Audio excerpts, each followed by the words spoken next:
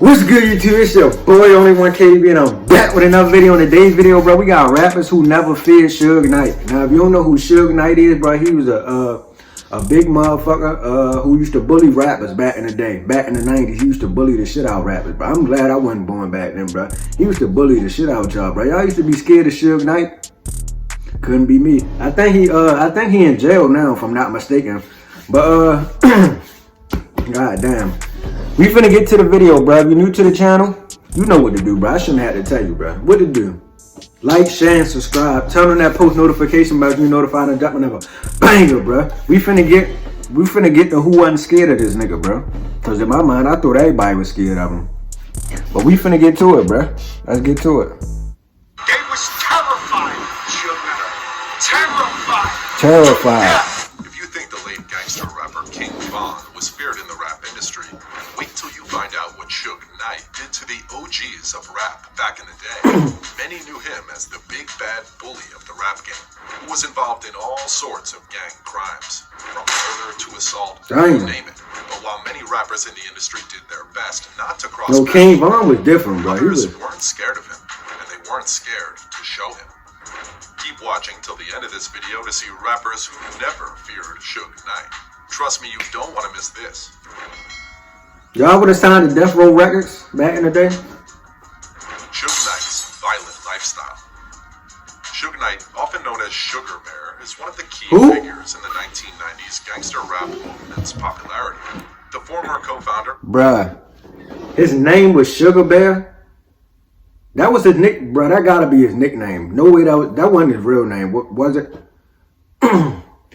Bro, Sugar Bear is crazy, bro. But we finna continue. Of Death Row Records is a well-known rule breaker who has always found himself in some of the deadliest crimes in the rap industry's history, including the deaths of Tupac and the notorious B.I.G. But Suge's lifestyle didn't that nigga used to stay having a cigar. Rap industry.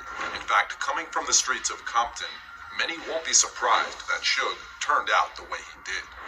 He was exposed to the gang lifestyle at a very young age, and it didn't take a while before he was robbing and beating up people. Suge, however, went into the rap industry with this lifestyle, where he bullied his way to the top. Suge terrorized everyone who crossed his path in the industry and paid no mind to age, gender, or race. He bullied everyone, but not all rappers allowed themselves to... Y'all nigga was getting bullied by Suge Knight. Couldn't be me. Rapper Eazy-E was born in Compton, just like Suge Knight. Along with fellow rappers Ice Cube, The Doc, DJ Yella, MC Ren, and Dre, Eazy-E co-founded the rap group NWA. The group was signed under the Ruthless record label, which Eazy-E and Jerry Heller co-founded. The controversial group released the famous album Straight Outta Compton. Eazy-E was seen as a major influence on I remember when that movie first came out. The hip-hop industry. But while he was known for his success, he was also known for not bowing down to Suge Knight. Eazy-E was one of the few rappers who weren't shaken by Suge's threats. In fact, word on the street was that Eazy-E had planned to get Suge Knight killed after he caused the downfall of Ruthless Records. Back in the 90s, I ain't know that. Claimed that Suge tried to destroy Ruthless and NWA by asking Dr. Dre to quit and form his own record company. At the time, Dr. Dre wasn't quite pleased with the financial status of Ruthless, so he decided to call a meeting with Eazy-E, who never showed up because he didn't want Dr. Dre to get out of Ruthless. However, Suge, who wanted Dr. Dre out of the contract so bad, showed up at Eazy-E's office. According to Eazy-E, Suge arrived at his office with an uncompromising team of negotiators, swinging lead pipes and baseball bats. All Suge said to him was, "You're gonna sign this releasing Dre and Doc from Ruthless." Eazy-E said in an interview, "I figured either I'd sign the papers, get my ass kicked to invite them." Eazy-E signed the contract release forms, and despite a subsequent string of unsuccessful lawsuits, Dr. Dre joined Death Row and made millions for Suge with his multi-platinum solo debut, The Chronic. An already defeated Eazy-E decided to go after Suge's life. Co-founder of Ruthless Records and manager of NWA, Jerry Heller, revealed in an interview that it was him who stopped Eazy-E from taking out a hit on Suge Knight. Recalling the words of Eazy-E, Jerry said, "One day I came into the office," he relayed, "and one of my clients and Eazy were talking, and I said, "What's going on here?" And Easy said, "You know this guy Suge Knight?" And I said, "Yeah." He says, "Well, I'm gonna kill him. This guy's gonna be a problem, and I'm gonna kill him." "This guy Suge Knight?" And I said, "Yeah." He That says, boy was "Well, living I'm gonna like kill that him. for This real. guy's gonna be a problem, and I'm gonna kill him."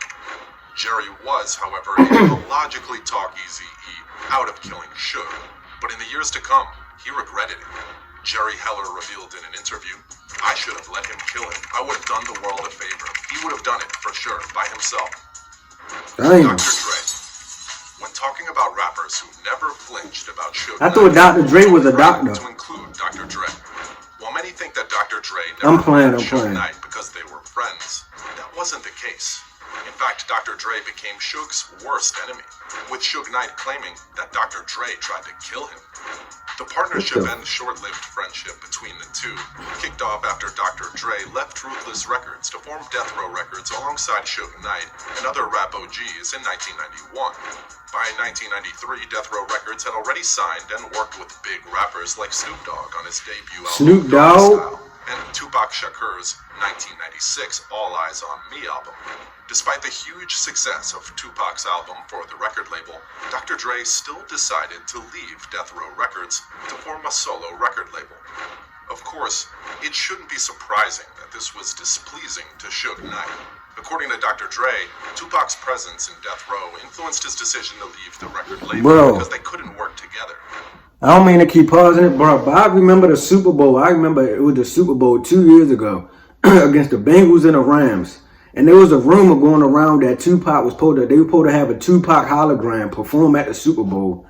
Bro, when I watched that whole, I was going to watch the game anyway, but I watched that whole halftime performance thinking I was finna see a Tupac hologram. And I ain't never seen, bro, you know how mad I was, bro. I'm like, where's Tupac at? Where's the hologram? Y'all, bro, they lied, bro.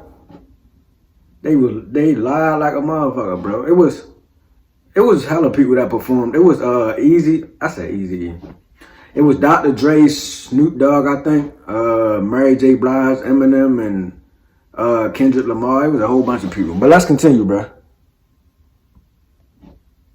Trying to escape, Dre left Death Row without any profits or royalties to his name, just to avoid conflict with Suge Knight. After leaving Death Row, Dre created his own label, which was called Aftermath. Although Dre left Death Row Records without any profits, he left with the most important aspect of the company, the master producers. This move had Suge Knight furious, but Dre, who had no fear, paid no mind to Suge's anger or hurt. Suge tried to bully these producers who left with Dr. Dre. Yeah, Suge, you can't bully everybody. To return to Death Row. Dre's label started doing so well, and he went on to sign numerous artists, including Eminem and 50 Cent. The Oh yeah, success of 50 Dr. Cent was Dre's there too. rappers continued to piss off Suge, who couldn't believe Dre could do so much on his own. And with time, it only became evident My that boy Dre got poor. largely contributed to the huge success of Death Row, and without him, the label was nothing. 50 Cent. Throughout his career, Suge We all know instilled 50 Cent fear wasn't into scared. the hearts of many top rappers, producers, and executives who tried to question his authority. Any nigga who got What shot do you a think million he would have times? gotten through to a man who survived 9 gunshot wounds 9. at close range? Well, he couldn't. In fact, 50 Cent made history as one of the few rappers to go toe-to-toe with Suge Knight. And to this day, the story continues to be told like a tale. During an interview back in 2022, Detroit rapper Bizarre recalled the details of the day 50 Cent challenged Suge. It was like a standoff, Bizarre said. I know it sounds like a made-up movie, but it's really true. We was shooting the In the Club video and somebody said, Suge Knight here, and I was at the bar, gang was there. And they stopped and Suge came in with 30 Mexicans, like you said, which is weird. Dang. I just remember Smurf or 50 was like, what's up, man? What you want to do? It turned out that Suge Knight pulled up at 50 Cent's video shoot to intimidate him. 50 Cent was 10 toes ready for Suge's smoke, literally. After Suge pulled up with 50 Mexicans, he walked up to 50 Cent, looked at him, and took a puff of his cigar and blew it out into 50 Cent's face. The rapper, who wasn't intimidated one bit, stood and watched every move Suge made. All he said to Suge was, what's up, man? What you gonna do? Apparently, Suge didn't say a word back to him before walking away. That was the last time Suge Knight ever bothered 50 This Cent. nigga was pump faking. That's the end of today's video, guys. If you enjoyed this video, make sure to subscribe. Man, for Suge more was content. pump faking, Also, man. don't You forget pulled to it. smash that like button and leave a comment down below. Thanks. Yeah, that's gonna do it for the video, bro. If y'all enjoyed that reaction, make sure y'all like, share, and subscribe. And I'm out. I already knew 50 Cent wasn't scared. Any nigga who got shot 9 times and survived, he shouldn't be scared of shit. I ain't bullshit. If I was 50 Cent, I wouldn't be scared of nothing. That nigga survived 9 gunshot wounds. What the fuck I'm gonna be scared of? But yeah, we finna get out of here.